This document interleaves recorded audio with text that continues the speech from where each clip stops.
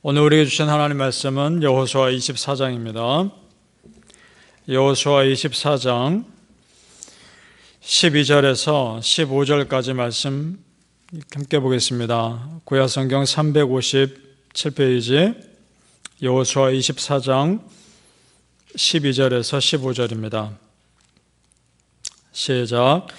내가 왕보를 너희 앞에 보내어 그 아므리 족속의 두 왕을 너희 앞에서 쫓아내게 하였나니 너희의 칼이나 너희의 활로서 이같이 한 것이 아니며 내가 또 너희가 수고하지 아니한 땅과 너희가 건설하지 아니한 성읍들을 너희에게 주었더니 너희가 그 가운데 거주하며 너희는 또 너희가 심지 아니한 포도원과 감람원의 열매를 먹는다 하셨느니라.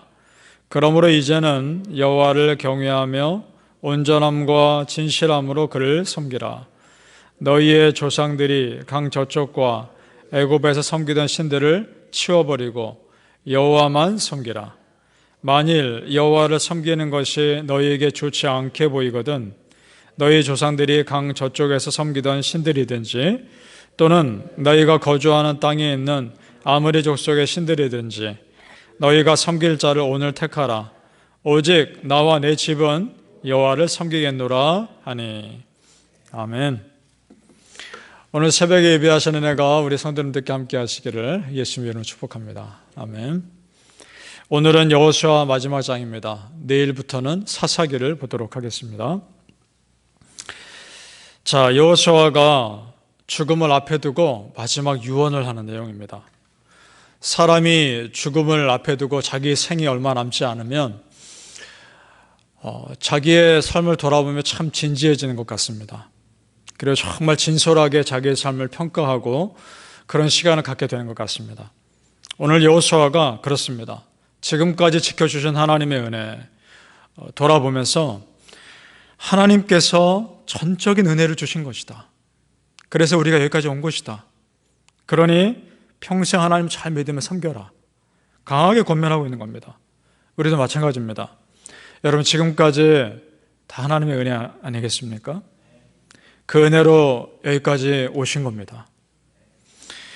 사무엘 선지자가 큰 돌을 가져다가 이스라엘 백성들 사이에 놓고서 이 돌의 이름을 정한 적이 있습니다. 그 돌의 이름이 에베네셀. 그리고 그 뜻이 도움의 돌. 그 의미가 여기까지 하나님이 우리를 도우셨다라는 의미였습니다. 그래서 큰 돌을 가져다가 에베네셀이라 칭합니다. 지난 시간부터 계속해서 여호수아 보면서 말씀드리고 있습니다. 은혜를 기억합시다. 믿음의 증거를 남깁시다. 은혜의 증거를 남깁시다. 계속 말씀드리고 있습니다. 그렇습니다. 사무엘 선지자도 하다못해 돌을 가져다가 여기까지 도우신 하나님의 은혜를 기억한 거 아닙니까? 그런 믿음의 자세가 귀한 겁니다. 어떻게든 은혜를 기억하고 은혜를 잊지 않으려고 노력하는 그 자세를 하나님 받으시는 줄 믿습니다. 여호수아도 마찬가지입니다. 이스라엘 백성들에게 믿음을 권면합니다. 그리고 이스라엘 백성들이 그 말을 듣고 약속합니다. 그렇게 살겠다고. 그러자 돌을 가져오게 합니다. 그리고 약속을 잡는 거죠. 우리 26절, 27절을 같이 읽어보겠습니다. 여호수아 24장 26절, 27절입니다. 시작. 여호수아가 이 모든 말씀을 하나님의 율법책에 기록하고 큰 돌을 가져다가 거기 여호와의 성소 곁에 있는 상수리 나무 아래 세우고 모든 백성에게 이르되 보라 이 돌이 우리에게 증거가 되리니 이는 여호와께서 우리에게 하신 모든 말씀을 이 돌이 들었음이니라. 그런즉 너희가 너희 하나님을 부인하지 못하도록 이 돌이 증거가 되리라 하고. 아멘. 자, 여러분, 돌이 어떻게 듣습니까? 그렇죠? 돌이 어떻게 하나님 말씀을 듣습니까? 그 말은 그만큼 간절한 마음으로 우리 말씀 지켜보자라는 거 아니겠습니까? 하나님 마음, 하나님은 그 마음을 받으시는 겁니다. 우리 성도님들 어떻게 해서든지 말씀대로 살려고 하고 말씀대로 그 은혜를 기억하려고 하는 여러분의 마음 하나님이 받으시는 줄 믿으시길 바랍니다. 여호수아가 이 백성들을 그렇게 다 모으게 지금 한 장소가 세겜입니다. 지금 세겜에서 그렇게 하고 있는 겁니다. 세겜은 이스라엘 백성들에게는 의미 있는 장소입니다. 왜냐? 하나님께서 아브라함에게 내가 이 땅을 너에게 주겠다라고 약속한 장소가 바로 세겜입니다. 이 세겜에 속해 있는 가나안 땅 주겠다고 약속한 장소, 그곳이 세겜입니다. 그리고요, 야곱이 자기 가족 다 모아놓고 하나님 열심히 믿자 권면하면서 너희 안에 있는 우상 다 버려라 라고 강하게 권면한 장소 또한 세겜입니다. 창세기 35장 2절에 이렇게 되어 있습니다. 야곱이 이에 자기 집과 사람과 자기와 함께한 모든 자에게 이르되 너희 중에 있는 이방 신상을 버리고 자신을 정결하게 하고 너희들의 의복을 바꾸어 입어라. 아멘. 옷을 바꾸어 입으라는 얘기는 마음가짐 다시 새롭게 해라, 그 말입니다. 하나님 앞에서 우리 새롭게 출발하자, 다시 시작하자, 그 마음인 것입니다. 그러니까 여호수아가 지금 이 세겜에서 일부러 이스라엘 백성 다 모아놓고 권면한 이유가 있는 거죠. 무슨 말입니까? 하나님께서 우리의 믿음의 조상 아브라함에게 약속하신 땅 우리가 이미 지금 받았다. 그러니 혹시나 우리 안에 있는 우상 다 버려라, 그리고 새롭게 출발하자, 그 말하고 있는 겁니다. 그래서 14절 말씀 제가 다시 읽습니다. 그래서 14절에 이렇게 권면하는 겁니다. 그러므로 이제는 여호와를 경외하며 온전함과 진실함으로 그를 섬기라. 너희 조상들이 강 저쪽과 애굽에서 섬기던 신들을 치워버리고 여호와만 섬기라. 아멘. 여호수아를 비롯해서 지금까지 그런 믿음의 사람들이 계속해서 강조하는 게 있습니다. 우상숭배 하지 말아라. 우상숭배를 그렇게 금한 이유가 뭘까요? 그것은 우상숭배는 우리의 마음을 빼앗기 때문입니다.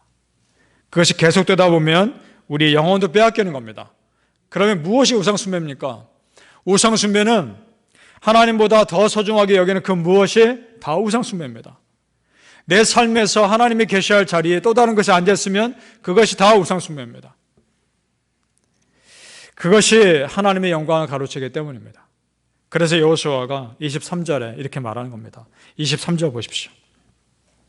제가 중간 부분부터 읽겠습니다. 이제 너희 중에 있는 이방신들을 치워버리고 너희 마음을 이스라엘의 하나님 여호와께로 향하라. 아멘. 마음을 지키라는 겁니다. 사랑하는 성도님들, 여러분의 마음이 정말 하나님 앞에서 진실하시길 바랍니다. 다른 것에 마음 뺏기지 마시고 하나님께만 집중하시길 바랍니다. 우리 성도님들의 마음이 오직 여호와 하나님께만 향하셔서 하나님의 마음도 여러분께만 향하시기를 예수님 이름으로 축복합니다. 아멘. 우리가 하나님 높이고 감사할 이유가 참 많지만 그 중에 정말 중요한 이유가 있습니다. 그것은 나로서는 도무지 감당할 수 없는 일을 하나님이 대신 하신다는 것입니다. 믿습니까? 여호수아가 그것을 강조합니다. 오늘 말씀 우리 초반부에 보니까 하나님께서 이방 족속과 싸워 이기게 하셨다.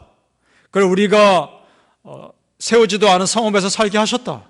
우리가 심지도 않은 열매를 먹게 하셨다 라고 얘기하고 있습니다. 다 하나님의 은혜다 라고 얘기하고 있는 겁니다. 이것은 사실요, 모세가 이미 예언한 겁니다. 모세를 통해서 그것을 하나님 그대로 이루신 겁니다. 신명기 6장에 이렇게 되어 있습니다. 신명기 6장 10절에서 12절입니다. 잘 들어보십시오.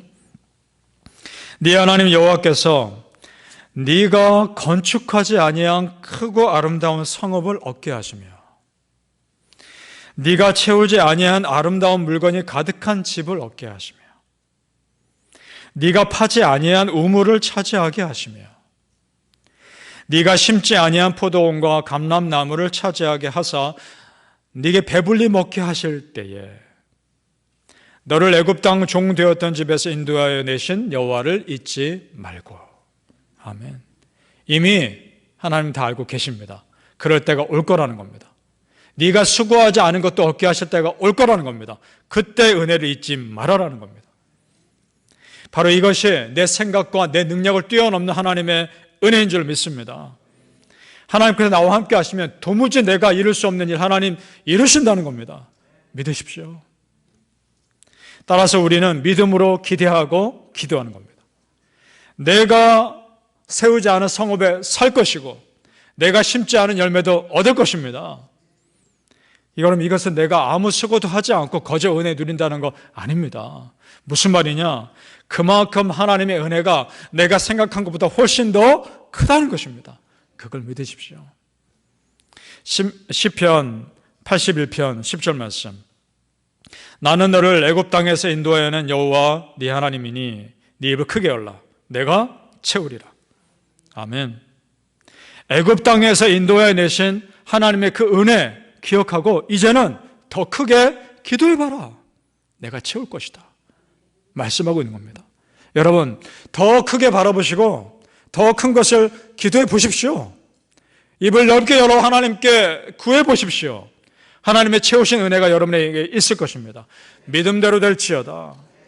사랑하는 성도님들, 하나님의 은혜를 기억하는 자에게 더욱 새로운 은혜 주실 것을 믿고 그것이 여러분 삶에 실제로 일어나는 역사가 있기를 예수님의 이름으로 축복합니다.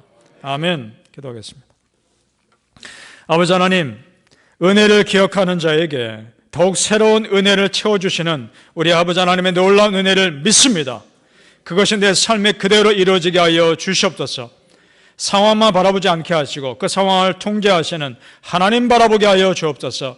하나님께서 내 삶의 주인의 자리에서 결코 떠나지 않게 하여 주시옵소서. 내 마음에 조금이라도, 정말 조금이라도 하나님보다 더 앞섰던 것이 있었다면 용서하여 주옵소서.